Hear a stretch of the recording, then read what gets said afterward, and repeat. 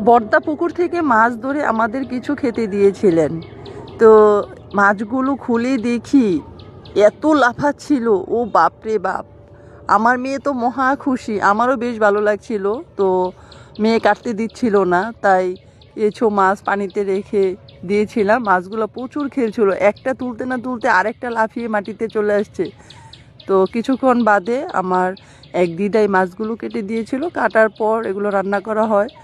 তো যেহেতু আপনারা সবাই জানেন আমার মা অসুস্থ, কেমো চলছে, তো ওনার তাজা মাছটা খাওয়া আমার মনে হয় বেশ জরুরি।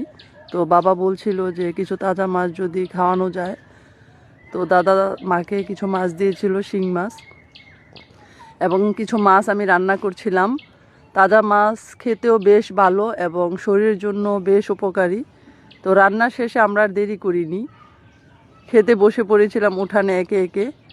বেশ ভালো লেগেছে মাছগুলো। ভালো থাকবেন, সুস্থ থাকবেন, আমার মায়ের জন্য বেশি বেশি আশীর্বাদ রাখবেন। টাটা।